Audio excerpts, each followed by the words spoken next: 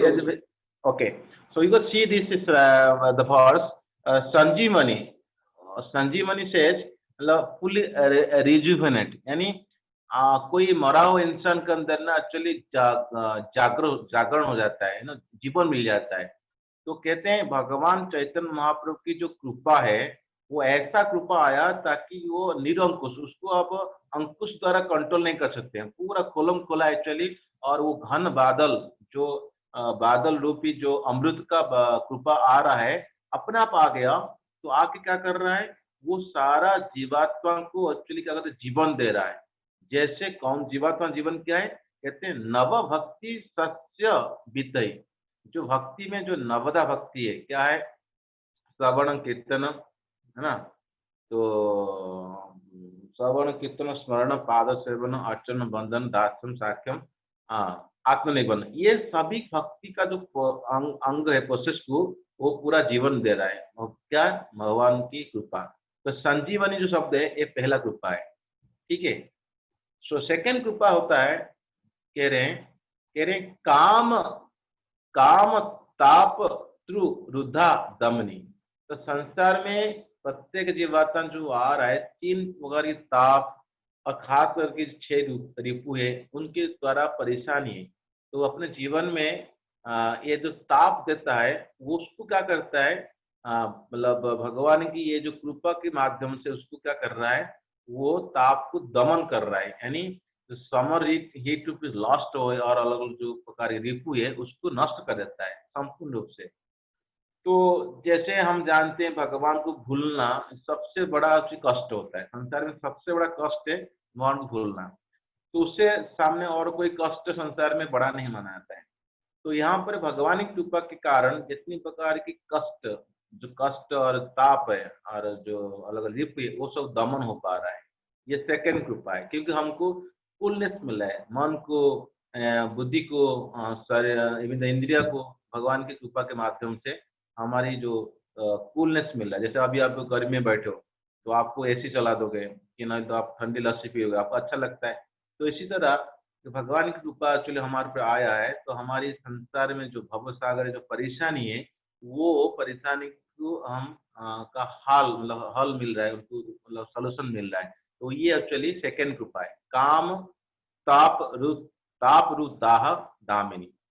तो सेकेंड कृपा हो गया। थर्ड कृपा है विश्व आपाग उल्लासिनी। विश्व मतलब होता है पूरा पृथ्वी पूरा संसार, और आप होता है पानी मतलब जल रिवर, ग मतलब मूविंग। जो ये संसार में भगवान की कृपा के कारण जो फ्लो हो रहा है कृपा, उसके माध्यम से कोई व्यक्ति वो कांटेक्ट में आता है तो वो क्या होता है उल्लासिनी, उल्लास होता है ना, आनंद में भरपूर में पूरा डूब जाता है। तो महाप्रभु की कृपा ऐसा कृपा है तो सभी को डुबा देता है। तो यहाँ पर बता रहे हैं कि भगवान की जो कृपा है ये प्रत्येक जीवात्मा को क्या कर रहा है, आनंद दे रहा है। तो पहले तो जैसे आप भागवत में पढ़े होंगे, भागवत में जो पढ़ते पढ़ते हम लोग सुनते हैं क्या होते हैं, ये भगवान की कथा सुनता है कोई तो क्या होता है उसको दो प्रकार का फायदा होता है। क्या फायदा होता है, एक तो फायदा होता है कहते हैं ना, जैसे यम वै सूर्यमाणानाम कृष्ण परम पुरुषे भक्ति उपादते पुंसा शोक मोह भयाप। कहते हैं जो भगवान की कथा होता है कोई सूर्य माननम अच्छी तरह सुनता है, कृष्ण परम पुरुष, जो परम पुरुष है भगवान कृष्ण वो क्या होते हैं भक्ति उपादते, भक्ति हमारे हृदय में वो आरंभ हो जाता है। तो ये प्रत्येक जीवा के अंदर ये पहला एक्चुअली उसका मतलब रिजल्ट है। सेकेंड रिजल्ट जो होता है वो होता है शोक मोह भयाप। तो भक्ति तो मिलता है, साथ साथ सेकेंडरी बाई प्रोडक्ट क्या मिलता है, तो शोक मोह भयाप। शोक आदमी करता है, लैमेंट करता है संसार में, जब कुछ पिछले कुछ जीवन में कुछ हुआ उसको सोच के शोक करता है, लैमेंट करता रहता है मेरे साथ ऐसे हुआ ऐसे हुआ।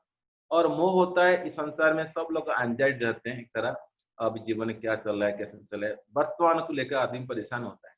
और भविष्य भी भय होता है, वो सारा भविष्य जो आता है चिंता करके भय करता है। तो तीनों चीज ही वर्तमान भविष्य और अतीत सबको खत्म कर देता है जो भगवान की कथा। तो इसी तरह यहाँ पर ही बता रहे हैं, जो सेकेंड महर्षि बता रहे हैं, काम ताप रुद्धा दमिनी, वो सभी प्रकार का जो परेशान को खत्म कर देता है। और तीसरा जो महर्षि बता रहे हैं महाप्रभु का, विश्व आपाद उल्लास, ये सभी को आनंद देता है। जैसे भागवत में वही चीज बता रहे हैं, हियरिंग कोई करता है भगवान की कथा में तो उनको भक्ति मिलता है, साथ साथ उसके बाई प्रोडक्ट जो होता है संसार में कष्ट भी निवारण हो जाता है।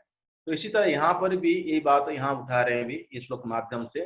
तीन प्रकार महर्षि चर्चा करें। एक हो गया, पहला श्लोक हो गया संजीवनी दे रहा है, मतलब सभी को जीवन दे रहा है। दूसरा हो गया सभी का कष्ट निवार कर रहे हैं। और तीसरा हो गया सभी को आनंद दे रहे हैं। उसके बाद उतारे दुरान सरसी भवाय भूयात मैं मरु साखी न अपी। तो यहाँ पर विश्वनाथ चक्रवर्ती ठाकुर अपने को बहुत दैन्य बुद्धि को मतलब नम्रता रूप में बोल रहे हैं कि भगवान महाप्रभु के जो कृपा है, मैं दूर से, हाँ मैं मरुभ में मर रहा हूँ, मेरे को एक बूंद मिल जाए उनका कृपा, जो बादल रूपी जो नेक्टर, वो मेरे को एक बूंद मिल जाए तो मेरा जीवन सार्थक हो जाएगा और मेरे को प्लेजर मिलेगा। तो ये मतलब एक तरह विश्वनाथ चक्रवर्ती ठाकुर का अपना दैन्य बुद्धि का ह्यूमिलिटी, मतलब महाप्रभु को ग्लोरीफाई कर रहे हैं, अपने को बहुत नम्रता रूप से अपन प्रस्तुत कर रहे हैं। ये था पहला मतलब मंगलाचरण का जो कृपा, तीन प्रकार की कृपा महर्षि महाप्रभु का, वो खास करके विश्वनाथ चक्रवर्ती ठाकुर यहाँ पर बता रहे हैं। और हम लोग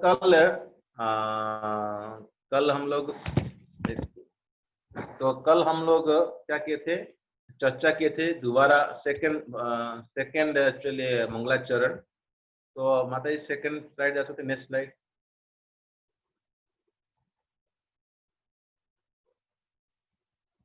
ओके, सो सेकंड स्लाइड में बता रहे हैं, सेकंड स्लाइड में बता रहे हैं, भक्ति पूर्वै सीता ताम तु रसम पश्चेद यद आतदिहि तम नवमी सततम रूप नाम प्रिय जन्म हरे। तो यहाँ बता रहे हैं ये जो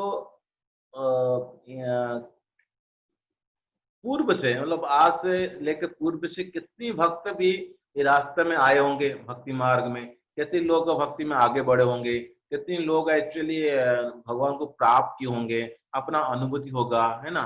तो जितने भी हुए उस सभी को मैं प्रणाम कर रहा हूँ। अब खास करके मैं तम सततम नवमामि, मैं खास करके रूप गोस्वामी प्रणाम कर रहा हूँ, क्योंकि कितने लोग आए, कितने लोग गए, भगवान को प्राप्त किए, लेकिन कोई ऐसे बहुत दुर्लभ जैसे रूप गोस्वामी अपना अनुभूति बताए भक्ति मार्ग में चलने के लिए किस किस रास्ते में क्या क्या आता है, क्या क्या होता है और कैसे प्राप्त होता है, अपना अनुभूति को शेयर किए आगे, ताकि आगे आने वाला भक्त इस मार्ग में आएगा तो उसको समझ आएगा कि हाँ ये रास्ता में चल रहा हूँ, यहाँ पर ये आएगा, वहां पर आएगा, एक अलग स्टेज आएगा, ऐसे ऐसे। तो इसीलिए रूप गोस्वामी अपनी भक्ति रसामृत सिंधु और उज्जवल नियमणि और बहुत सारा ग्रंथ ऐसे लिखे हैं, उसी माध्यम से प्रस्तुत किए, जैसे नेक्टर ऑफ इंस्ट्रक्शन लिखे हैं, ऐसे बहुत सारी किताब लिखी हैं, ताकि कोई भी भक्ति मार्ग में आना चाहता है तो रास्ते में आने में क्या क्या अच्छी चीज को सावधान से देखना चाहिए, कैसे पालन करना चाहिए, अपना आध्यात्मिक अनुभूति को वहां पर प्रकट किए, ताकि आने वाला जितने भक्त आगे आएंगे इस रास्ते में उनको एक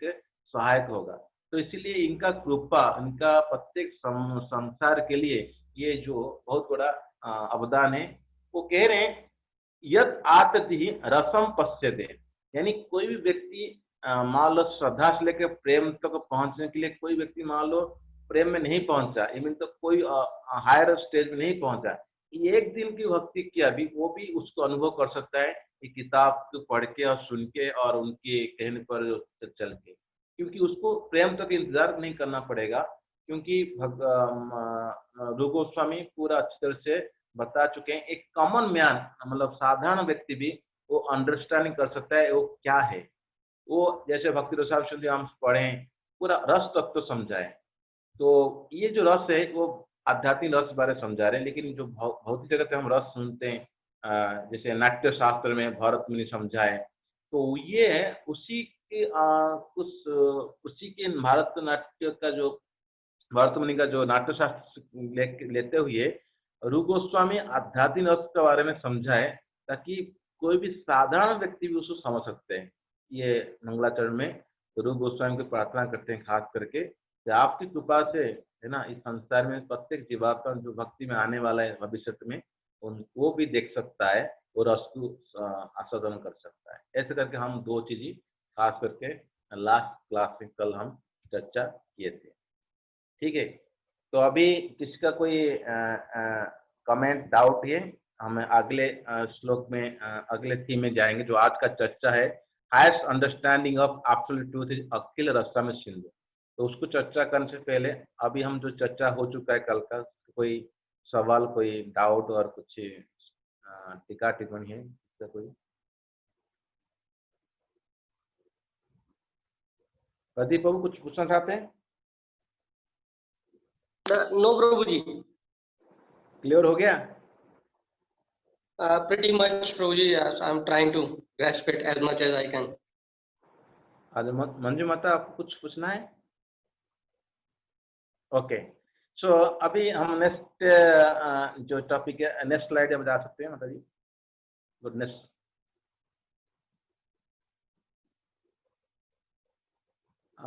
उससे पहले का स्लाइड तो आना चाहिए, नहीं आ रहा है? ओके, शायद एनीवे कोई बात नहीं, ठीक है। अभी नेक्स्ट चलिए, नेक्स्ट ओके, ठीक है, नो प्रॉब्लम।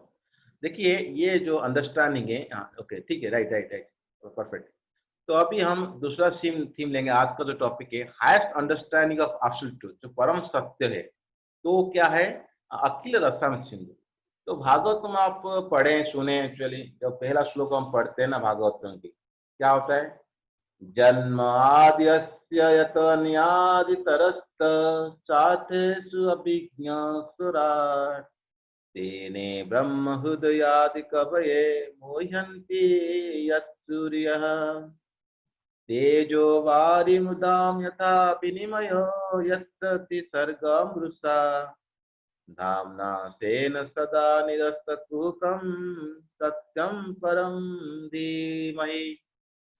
तो बताते हैं ये जो एब्सोल्यूट ट्रूथ सत्यम परम धीमहि, मतलब ये भी वासुदेव जी इस श्लोक के माध्यम से बता रहे हैं वही परम सत्य को मैं ध्यान कर रहा हूँ, मेडिटेट कर रहा हूँ, उनको मन लगा रहा हूँ।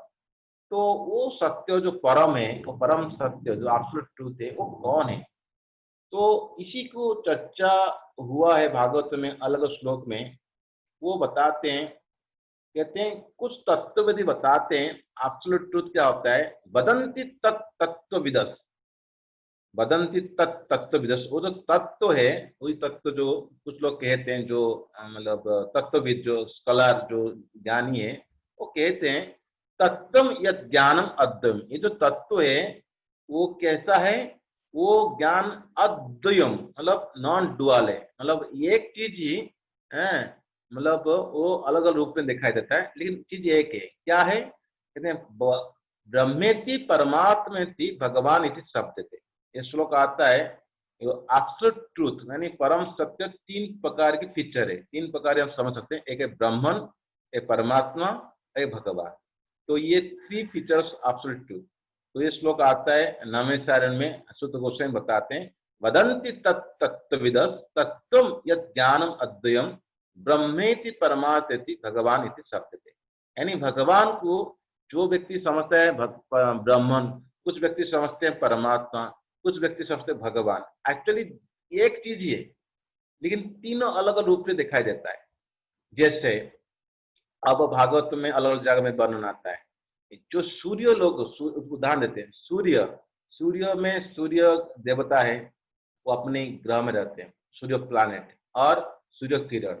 तो सूर्य प्लानेट हो गया जो, वो हो गया परमात्मा, और सूर्य किरण हो गया सनशाइन, हो गया ब्रह्मण, और सूर्य देवता जो भगवान हो गए वो हो गए भगवान। ऐसे समझा जाता है। और अब और भी बताते हैं, जैसे एक प्लेटफॉर्म रेलवे स्टेशन को किया, दूर से कोई लगा लाइट, ट्रेन आता है ना, लाइट होता है फोकस, ओ लाइट उनको देखते होता है वो ट्रेन है, हालांकि ट्रेन को देखा है नहीं, क्या साइज क्या है कुछ नहीं है, वो जानता है ये लाइट होता है, तो उसको लगता है light is a train. Actually बात तो सच है, लाइट इज ट्रेन, और वो कंप्लीट सत्य नहीं है। जो नजदीक आता है लगता है हाँ ऐसा लंबा है वो है ऐसा है, तो लगता है वो भी ठीक है। बट फिर चला जाता है मतलब उसको लगता है साउंड साउंड आता है, साउंड एक्चुअली एक ट्रेन है। तो कंप्लीट लगता है जब ट्रेन रहता है उसके अंदर जाता है बढ़ता है देखता है अच्छी तरह से सब कुछ समझता है वो कंप्लीट सत्य। तो इसी तरह आप ब्राह्मण जो होता है लाइट को समझा कि साउंड को समझा, फिर आ रहा है तो लंबा लंबा सांप जैसे लग रहा है लगा परमात्मा। जो स्टेशन में देखता है पूरा वो लगता है भगवान। यानी वही सेम चीजें तीनों अलग अलग पिक्चर में दिखाए थे। और भी भागवत में आता है वर्णन। कोई मान लो जा रहे एक पहाड़ के पास, वो पहाड़ से दूर एक एक विलेज में गांव में जा रहे हैं, एक पहाड़ है, लगता है दूर से यहाँ पर कुछ बादल है, पहाड़ है, गछ है, पेड़ है, कुछ है, लेकिन वो पूरा हेजी आ रहा है, मतलब कंप्लीट इसको अच्छे से नजर नहीं आ रहा है। वो अनुमान कर रहा है ऐसा ऐसा ऐसा ऐसा ऐसा होगा। तो इसको कहते हैं ब्राह्मण। तो नजदीक आता है कहता है नहीं पहाड़ अलग है, बादल अलग है, पेड़ अलग है। जब अंदर जाता है पूरा हाँ अच्छे से समझ सकता है। तो इस तरह ब्राह्मण परमात्मा और भगवान। और भी भागवत में और भी आता है अन्य उदाहरण। मान लो आपको दूध पीना है, दूध के बारे में सुनोगे, दूध का कलर व्हाइट है, आप देखोगे दूध कलर व्हाइट है, अच्छा, दूध को आप स्पर्श करोगे, लेकिन जब दूध को पियोगे तो आपको पूरा असली स्वाद पता लगेगा दूध क्या होता है। तो इस तरह जो भगवान और परमात्मा और जो ब्राह्मण वो तीनों अलग अलग फीचर है, लेकिन एक वस्तु है, उसमें कोई द्वितीय वस्तु नहीं, एक वस्तु अलग अलग व्यक्ति अपना अनुभूति के अनुसार उसको अनुभव करता है। तो इसीलिए भागवत में वर्णन आता है ये तत्वम यत ज्ञानम अद्वयम। ये अद्वय वस्तु है, इसमें कोई मतलब दो नहीं है, एक वस्तु है, लेकिन तीनों अलग अलग फीचर में व्यक्ति को नजर आता है जो व्यक्ति जिस कर्म है। कोई इसको बोलता है ब्राह्मण, कोई इसको बोलता है चलिए परमात्मा, कोई इसको बोलता है भगवान। जैसे जो ज्ञानी होते हैं, ज्ञानी मार्ग होते हैं, सब ब्राह्मण, सब ब्राह्मण, मैं ब्राह्मण आप ब्राह्मण। जो जोगी होते हैं, अष्टांग योगी होते हैं, वो परमात्मा को समझते हैं, तो हमें परमात्मा अनुभव करना है। जो भक्त होता है उसको पूरा ज्ञान होता है भगवान है साक्षात रूप में, हम हमारे ऊपर कृपा करने के लिए द्वितीय रूप में हमारे ऊपर प्रकट होते हैं, हम पूजा करते हैं, उनको खिलाते हैं, उनको नहाते हैं। वही भगवान है, वो अपने धाम में रहते हैं। और परमात्मा रूप में वो विस्तार करके अपने हृदय में रहते हैं। और बोलते हैं भगवान जो होते हैं जो ब्राह्मण, जीवात्मा ब्राह्मण है। तो जो डिवोटी होता है वो तीनों अंडरस्टैंडिंग होता है। लेकिन और भागवत में भी वर्णन आता है अलग पुराण में, कहते हैं विष्णु पुराण में वर्णन आता है षड ऐश्वर्य पूर्ण। जो भगवान होते हैं षड ऐश्वर्य में परिपूर्ण होते हैं। क्या ऐश्वर्य? ऐश्वर्य समग्रस्य वीर्यश्च यशश्च श्रेयः ज्ञान वैराग्यश्च चैव ना साननम भाग इति मग्ना। यानी भगवान पर 6 गुण होना चाहिए। हम जानते हैं भगवान सभी से बलवान है और सबसे धनवान है और सबसे उनके पास से फेम है और सबसे उनका ज्ञान भी है और सबसे वो सुंदर भी है और सबसे वैराग्य है। ये पूरा सारा ऐश्वर्य जो ऐश्वर्य है संपूर्ण रूप से किसके ऊपर है तो उसको भगवान मनाता है। ये विष्णु पुराण में बनाता है। तो ये जो अंडरस्टैंडिंग है ये महाप्रभु आने से पहले अंडरस्टैंडिंग था। जो चैतन्य महाप्रभु आए उसके बाद इसको डिफाइन किया, रीडिफाइन किया। आज भगवान जो परम सत्य कैसे समझोगे? वो कहते हैं जो सबसे हाईएस्ट अंडरस्टैंडिंग है परम सत्य भगवान का वो अखिल रसा अमृत मूर्ति। तो इसीलिए जो चैतन्य महाप्रभु ज्ञान दिए रूप गोस्वामी को अश्वमेध घाट के पास, तो वहां पर 10 दिन के अंदर ये समझाए कि भगवान को जो डेफिनेशन है आप अखिल रसामृत सिंधु। तो इसीलिए जो पहला श्लोक आता है मतलब जो भक्ति रसायन सिंधु में हम पढ़े होंगे, हम उसको चर्चा भी नहीं करेंगे, जस्ट में ये अखिल रसायन सिंधु का शब्द कैसे आता है। तो वहां पर पहला वर्ष होता है भक्ति रसायन सिंधु का, तो अखिल रसायन सिंधु के ऊपर होता है। कहते हैं अखिल रस अमृत मूर्ति। ये कैसा है? भगवान को कहते हैं अखिल रस अमृत मूर्ति पसमर रुचि रुधा तारक पाली ललित श्याम ललित राधा प्रयाण विदुर जयती। तो हम यही इस श्लोक इसलिए मैं बता रहा हूँ अखिल रस अमृत मूर्ति। तो भगवान का जो परम सत्य को बुलाते हैं वो कैसा है? वो अखिल रसामृत मूर्ति। क्यों अखिल रसामृत मूर्ति बोलते हैं? प्रभु जी खटने वाला है। Okay, no issue. जितने जब कट जाएगा तो फिर ये वहां पे बंद करना पड़ेगा। ओके, तो इसको समझाने के लिए कैसे, क्योंकि ये जगत में प्रत्येक व्यक्ति चाहता है अखिल रसायन सिंधु को डेफिनेशन बोलते हैं अखिल। अखिल होता है जो खत्म होने वाला है, जो चीज नीचे का है। अखिल होता है वो नीचे का नहीं ऊपर का है, यानी अखिल होता है भौतिक, अखिल होता है आध्यात्मिक। तो जो पूरा संपूर्ण कंप्लीट और आध्यात्मिक रस होता है जो सभी का फुलफिलमेंट कर सकता है। पर इस संसार में प्रत्येक व्यक्ति चाहता है मेरे को कोई प्रेम करे, मैं किसको प्रेम करूं, मैं किसको सुनूं, मेरे को सुने, कि मैं किस पर गुस्सा हूं, कि मैं मेरे को कोई फाइट करे, है ना। प्रत्येक व्यक्ति अपना अपना जो सेल्फिश इच्छा रखता है और उसको प्रयास करता है प्राप्त करने के लिए। लेकिन कभी अंत में क्या होता है, वो फ्रस्ट्रेशन आता है। लेकिन कृष्ण ऐसा है जो संपूर्ण एक्चुअली सारा रस एक जगह में कृष्ण से मिल सकता है। तो कृष्ण इसलिए महाप्रभु ये परम सत्य को दोबारा उसका मतलब व्याख्या किए और उसका नामकरण किए अखिल रसामृत सिंधु। तो अगले श्लोक में आप ये जो स्लाइड में देख सकते हैं, ये जो तैत्तरीय उपनिषद बोलता है ये भगवान को बोलता है ये ब्रह्म। लेकिन वही तैत्तरीय उपनिषद आगे बोलता है जाके भगवान का परम सत्य को डेफिनेशन बोलता है रसो वही स्वः रसम एहि एवं लब्धा वनंति वदति। मतलब वही पहले बोलता है ब्रह्मणे, फिर आगे वही तैत्तरीय उपनिषद बोलता है ये सब इनका रस में परिपूर्ण है, ये हाईएस्ट अंडरस्टैंडिंग। इसलिए पर्सनिफिकेशन ऑफ रस, मतलब स्वतंत्र रूप से ये रस का मतलब पर्सनिफाइड, मतलब साक्षात रूप से पकड़ते हैं कृष्ण। तो उसको कैसे समझेंगे? तो अगले श्लोक, अगले स्लाइड जाइए माता जी, नेक्स्ट स्लाइड। तो ये भागवत में एक श्लोक आता है जो कंस के दरबार में कृष्ण बलराम जाते हैं युद्ध करने के लिए। तो एक हाथ में मतलब कुबलिया पेड़ का हाथी का उसका जो रखते हैं, दांत रखते हैं अपने, और ऐसे कांध में हाथ रख के जा रहे हैं। तो बाकी लोग उनको देख रहे हैं। वहां पर मतलब उनकी सखा है, उनकी पिता माता है, कंस भी है, कुछ जुगी लोग है, कुछ उनके और कुछ माता लोग है, कुछ गोपी लोग है। तो अलग अलग लोग उनको देख रहे हैं। वही सेम कृष्ण अलग लोग अलग रूप से दिखाई देते हैं। जैसे श्लोक आता है मल्लानाम अस्मिन्नुना नरवर स्त्रीणाम स्मरमूर्तिमान् गोपानां स्वजन सतां स्थितिभुजां शास्त्रासो पितरो शिशु मूर्तिर्भोजपते विराट विदुषां तत्त्वं परम योगिनां ऋषीणां परदेवता इति विदितो रंगम गत सजाग्रह।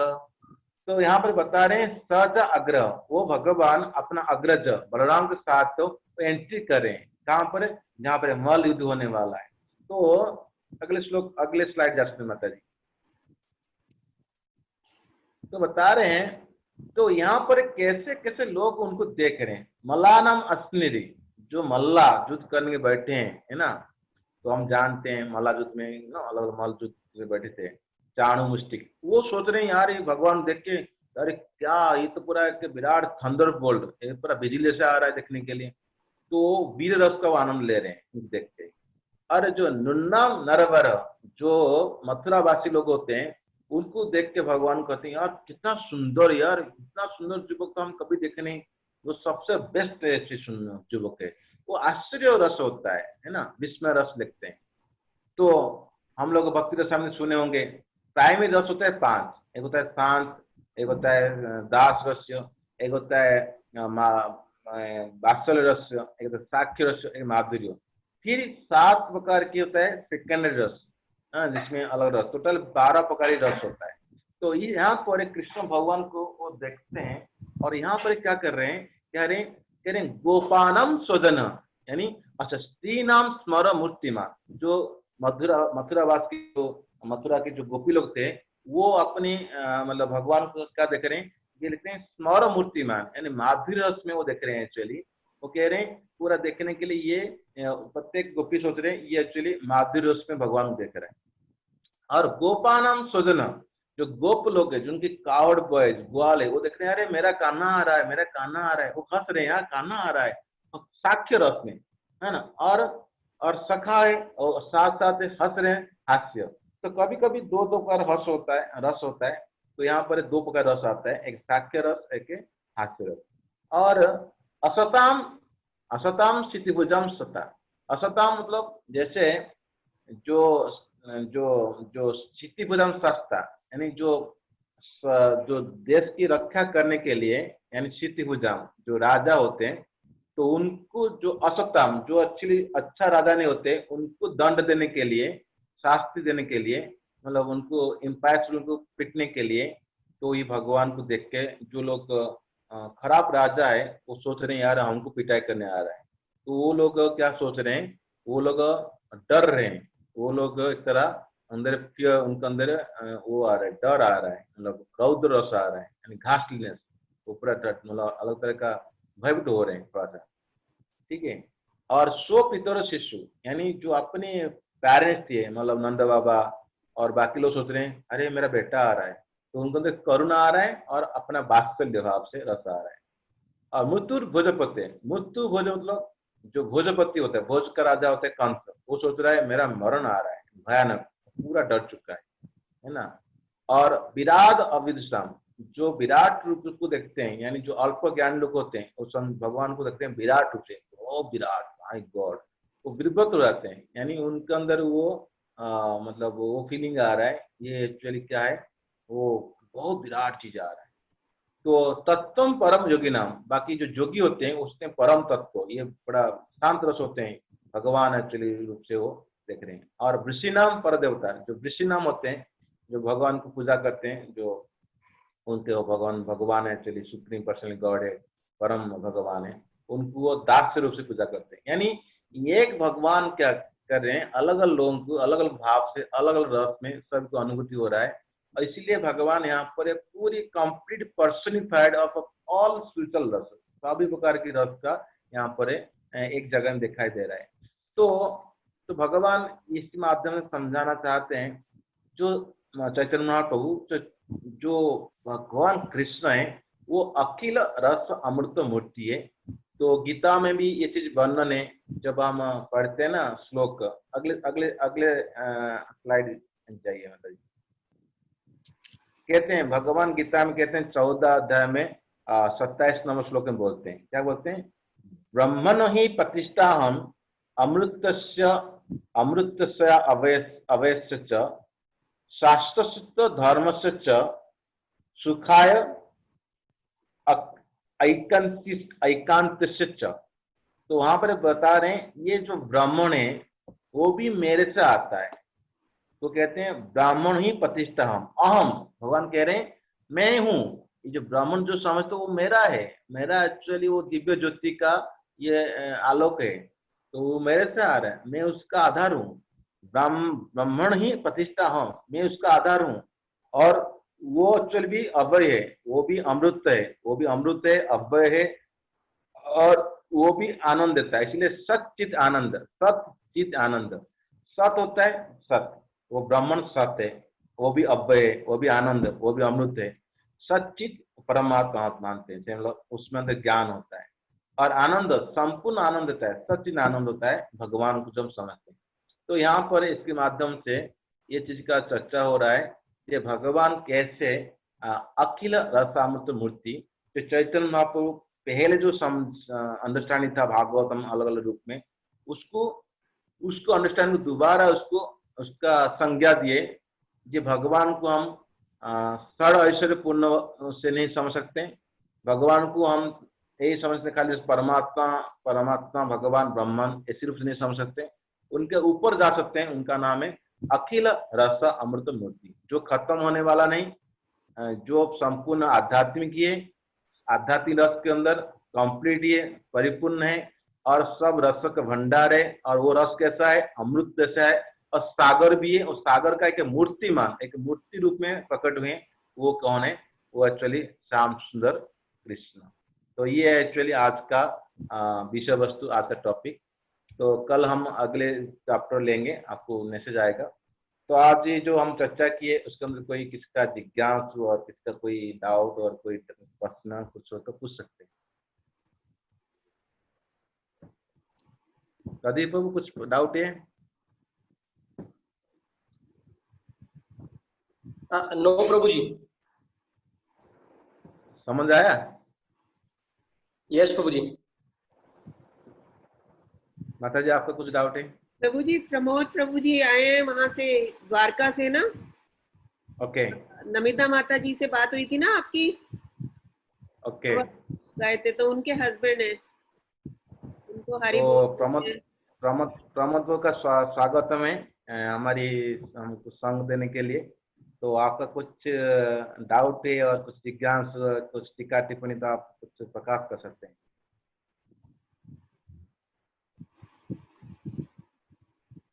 आप सुन रहे हैं प्रमोद प्रभु? आपका म्यूट है, मतलब म्यूट ऑन है, तो आप अनम्यूट करिए और प्रकाश डालिए। Yes, thank you. हाँ, हरे कृष्ण प्रभु, दंडवत प्रणाम। नमस्कार प्रणाम। मुझे तो कुछ डाउट नहीं है, बहुत अच्छा समझा रहे थे आप, मैं सुन रहा हूँ सर।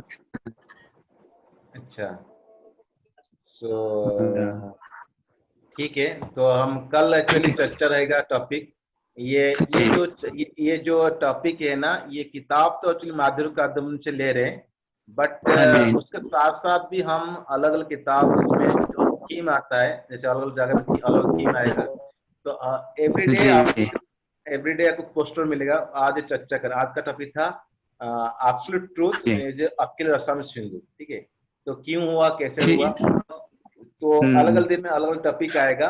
और जी उसके उसी टॉपिक को समझाने के लिए जो विश्वनाथ चक्रवर्ती ठाकुर अपने टीका दिए हैं, साथ साथ जी जी। हमारे आचार्य भक्तिविनोद ठाकुर अलग अलग किताब लिखे, जैसे जैव धर्म है और भागवत नमस्कृत है, ऑलरेडी गीता है।